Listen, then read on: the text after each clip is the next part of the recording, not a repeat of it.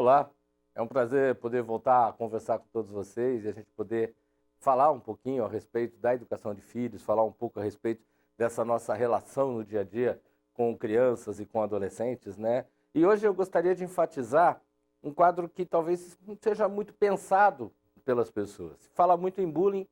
Bullying é um tema totalmente aberto. Inicialmente se falava dele como algo que acontecia dentro do ambiente escolar, dentro do ambiente pedagógico, e de repente o que a gente tem assistido é o bullying dentro das empresas, o bullying acontecendo em situações sociais, em clubes, né? Mas hoje eu gostaria de destacar uma espécie de bullying que é um pouco diferente e que talvez alguns até digam, não, isso não é bullying, isso é uma outra coisa, tá? Mas na verdade nós vamos ver que se refere basicamente à mesma essência e que está na nossa mão, na mão do pai, na mão da mãe, precisando ser muito bem administrado por todos nós. É o bullying que brota, que se inicia, que é despertado dentro da família, né? Você vai falar, mas o que é? Como se desperta um bullying dentro da família? Maldade, né? As definições de bullying, elas tentam dizer que há uma insistência, uma persistência para que o outro sofra, o desejo do sofrimento. E quando a gente se refere a pai e mãe, a gente vai falar que alguém deseja que o filho sofra, deseja que o filho tenha problemas. Na realidade, o caminho é outro, né? Nós queremos que o filho viva bem. O problema é como nós colocamos isso, de que maneira que isso chega até o ouvido deles e, principalmente, de que forma que ele interpreta isso, de que maneira que ele olha para essa condição e se vê sendo elogiado, estimulado ou tão elogiado, tão exageradamente cobrado em alguns aspectos, que a partir daí ele começa a desenvolver essa sensação de incompetência diante de determinadas situações. O que nós vamos falar aqui se refere a algo que eu tenho assistido dentro do ambiente clínico também. Pessoas que chegam no ambiente com aquela coisa assim, pô, meu pai disse que meu primo conseguiu um negócio ou não. Minha mãe falou que eu preciso me esforçar, porque meu pai está chateado porque eu não quero seguir aquela carreira que ele queria. E aí, coisas que parecem que são comuns e que a gente já ouvia há 2, 3 ou talvez 5, 6 décadas atrás, elas se repetem. Só que o ouvido daquele que ouve hoje é um ouvido mais sensível, é um ouvido de maior dor, é um ouvido onde as dificuldades se estabelecem de uma forma muito mais agressiva. E, de repente, sair desse quadro depois vai se tornando algo bastante complicado, tá? Para a gente ir começando esse nosso bate-papo, tá? Eu gostaria de pensar um pouquinho sobre o momento. Que momento é esse que nós estamos vivendo? Como é que ele está acontecendo? E aí nós vamos partir do princípio simples da pós-modernidade, que é uma coisa que, vira e mexe, a gente tem que voltar nesse conceito para poder entender por que que, de repente, aquilo que era uma brincadeira há uns anos atrás, hoje passa a ser um quadro perigoso. Aquilo que era algo facilmente deixado de lado, hoje é algo que marca e não se apaga. Vamos aí para o telão e observa esse detalhe do texto. Pós-modernidade, o momento que nós vivemos, significa perda da história. Quer dizer, o passado não tem aquele sentido que tinha antes, onde eu me pautava no passado, né? Eu estive lendo algumas coisas recentemente a respeito de navios, né? E os navios, eles têm uma característica muito interessante. Para que eles não tombem, para que eles não sejam levados pelo vento, pelas ondas, tá? Eles precisam estar pesados, né? O centro do navio tem que estar pesado. Quando ele está carregando muita carga, ótimo, ele está pesado, e aí ele suporta todas as intempéries do tempo, tá? Mas quando esse navio está vazio, é perigoso ele cair. Aí o que é que se faz? No passado, se enchia esse navio, às vezes, de pedras, porque isso fazia ele ficar pesado, e aí se dava uma coisa chamada lastro. Aquilo dava a condição dele ficar firme, né? Hoje, com a tecnologia, você tem lá uma série de equipamentos que a hora que o barco está leve, eles puxam a água para dentro do barco. E essa água dentro do barco o mantém firme. Conforme você vai colocando peso nele, de carga ou até de pessoas, aí você vai jogando essa água para fora. Então, a ideia é a seguinte, um navio, para suportar as variações do tempo, ele precisa ter um lastro, ele precisa ter um peso. No caso do ser humano, qual é o meu lastro, né? O que faz com que eu suporte problemas na escola, problemas no trabalho? O que faz com que eu enfrente as adversidades do dia a dia? O meu lastro, a minha história, as coisas que eu aprendi com a minha família, as coisas que eu venho aprendendo no meu ambiente escolar, as coisas que eu vou assimilando e que fazem com que eu, diante de um problema, eu olhe e falo, opa, devo seguir por aqui, não devo seguir por aqui. Isso é grave, mas eu posso resolver, preciso pedir ajuda. O meu lastro, aonde eu me apoio, tá? Hoje, quando se fala em pós-modernidade, é como se fala assim, olha, não tem mais lastro, né? As coisas que eu ouvi no passado não são importantes. O meu pai falou para fazer assim, assim, mas meu pai é de outra época, ele não entende desses assuntos que eu estou vivendo hoje. E, de repente, eu não vou criando aquele conjunto de dados que vai fazer com que eu tenha uma base onde eu vou alicerçar toda a história, toda a formação da minha personalidade. Voltando para a tela, né? Então, eu perco a história. O que no campo estético significa o fim da tradição de mudança e ruptura. A gente muda, rompe, muda de novo, volta, dá um pulinho atrás. Não, perdeu. Apaga a fronteira entre cultura e ideias populares. E a partir daí, qualquer grande citação não tem sentido. O que eu aprendi é descartável, é vulnerável. Isso passa a ser um grande problema, tá? Então, de repente, eu aprendi com a minha família que eu devo estudar, que eu devo levar a vida a sério, mas que eu também preciso ter princípios éticos, princípios morais, eu preciso respeitar uma série de pessoas e ideias diferentes. Eu vou aprendendo tudo isso, tá? Aí, de repente, eu chego numa situação em que alguém faz uma brincadeira de mau gosto comigo, alguém me ofende de alguma maneira. Tá. Se eu acredito no meu potencial, se eu acredito no meu conhecimento, se eu acredito nesse conjunto de coisas que agora há pouco eu chamei de lastro, que me mantém em pé e enfrentando os problemas do dia a dia, maravilhoso. Aí as coisas vão caminhando muito bem, tá? Mas se eu não acredito nisso e alguém me ofende, a única coisa que me sobrou foi a ofensa. E eu, que vivo num mundo onde as coisas têm que ser perfeitas, recebo uma ofensa, deixei de ser perfeito. Entrei no processo de sofrimento. Esqueça teus filhos por um minuto e pense assim, como anda o teu lastro? Você que é pai, mãe, você que é professor e talvez esteja nos assistindo, o teu lastro, né? O conjunto de coisas que faz com que você olhe o mundo e fala, olha, por mais que esse aqui me agrida, aquele me ofenda, aquele diga que eu não tenho perspectiva, por mais até que o meu patrão lá no trabalho fala assim, ah, você não está conseguindo vender como deveria, eu sei do que eu já fui capaz, eu sei o que eu já construí na minha vida, e a partir daí eu acredito na possibilidade de eu estar construindo coisas novas, coisas que vão me carregar num caminho cada vez mais para frente, tá?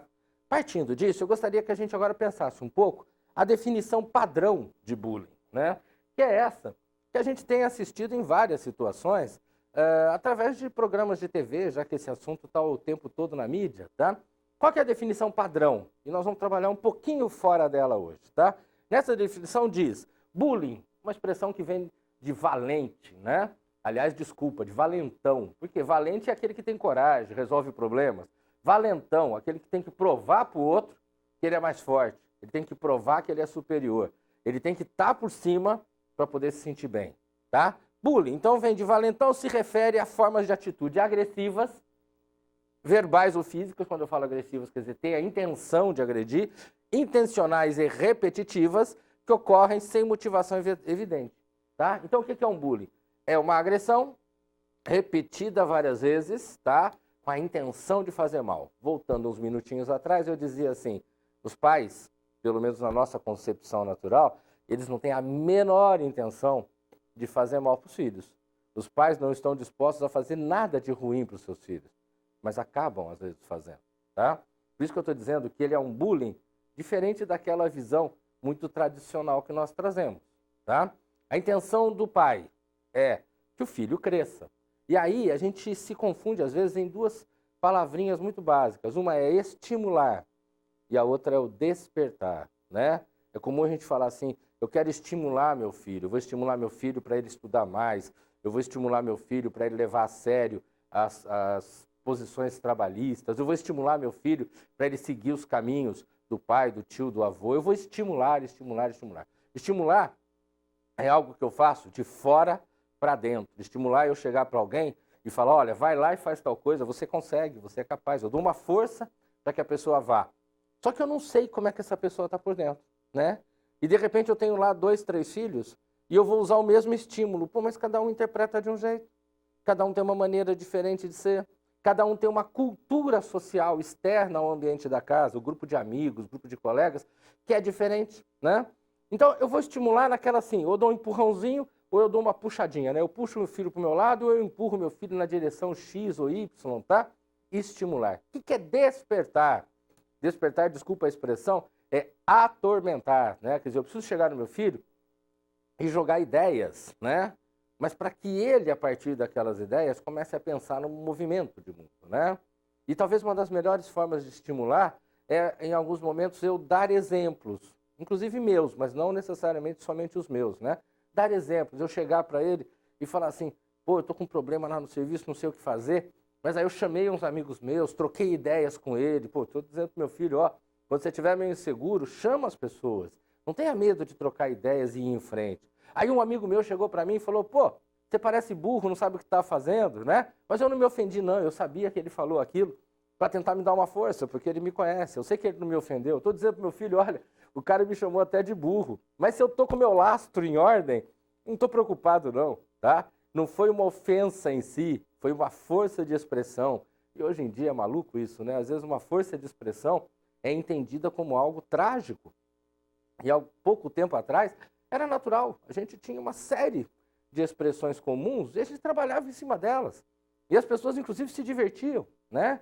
Aquilo que antigamente era um apelido, e alguns apelidos foram incorporados até o nome da pessoa, hoje pode parecer ofensa, né? Não é por aí que a coisa tem que ser levada.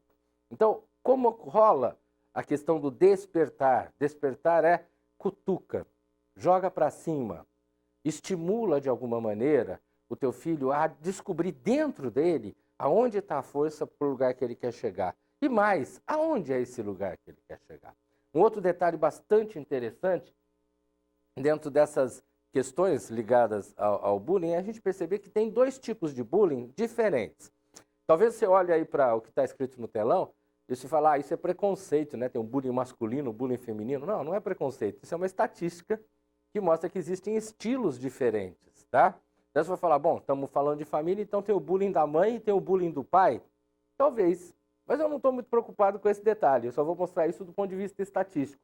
Mas é interessante que você observe se no teu ambiente você às vezes provoca isso ou não provoca isso. Acompanha comigo aí no telão. O bullying tem suas duas categorias, uma direta e uma indireta, tá? A direta, mais comum entre homens, né? Eu chego e falo, como eu usei uma expressão agora um pouquinho, pô, você é burro.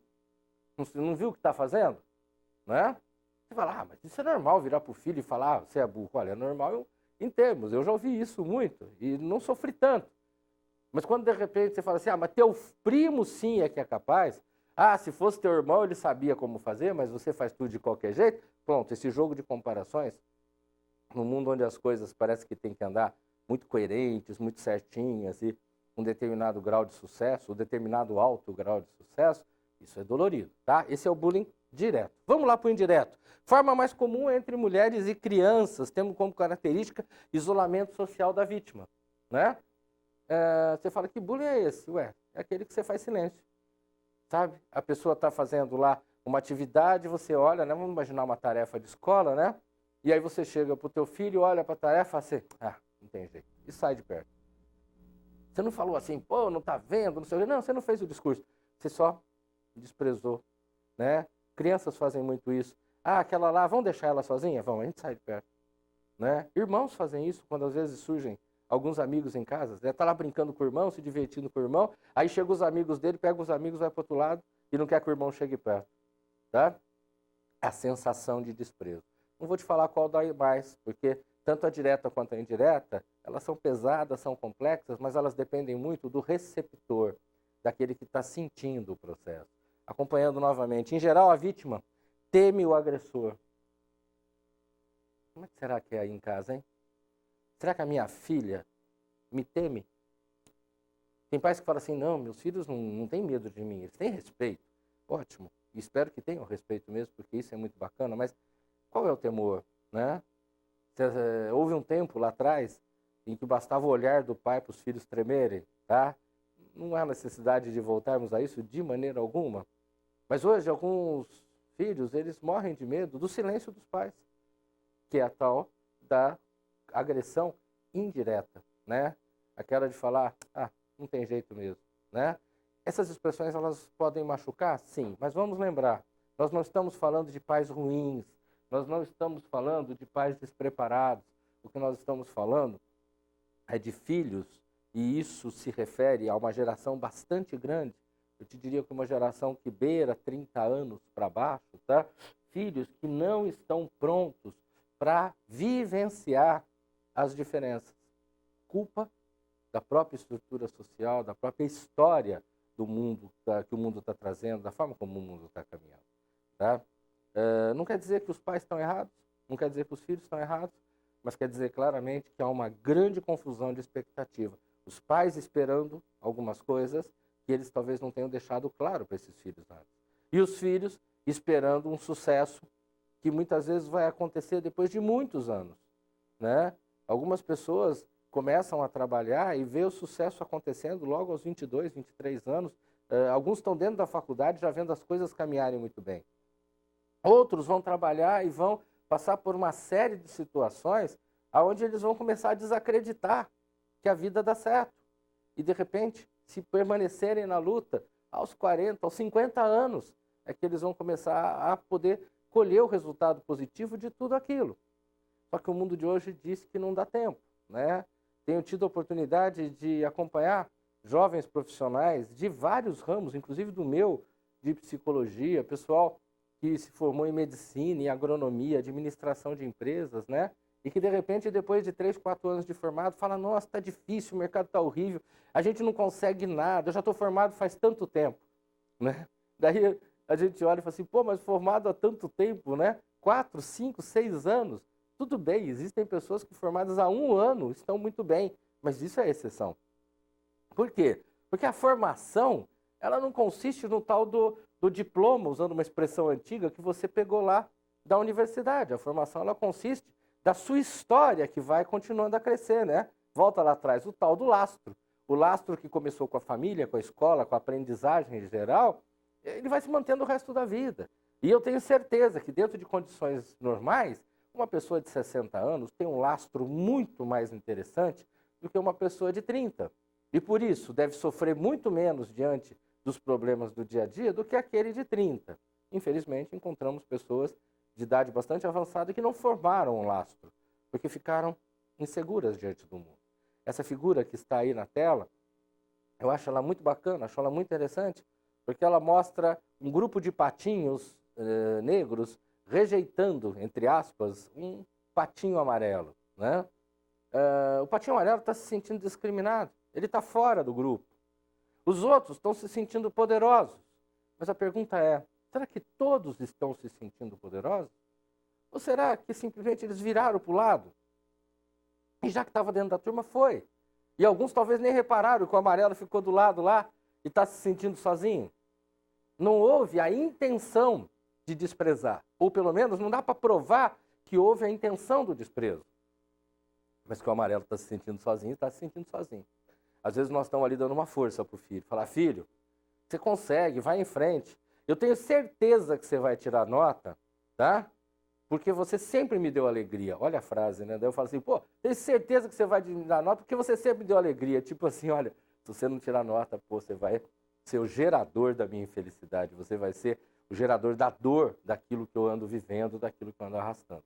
E, cara, não é por aí, né? Essas coisas precisam ser pensadas num grau de serenidade, tá? Nós fizemos esse preâmbulo, começamos a nossa conversa a respeito do bullying que pode acontecer dentro da família. Nós vamos dar um intervalinho rapidinho de mais ou menos 1 minuto e nós voltamos para continuar essa conversa. Até daqui a pouquinho.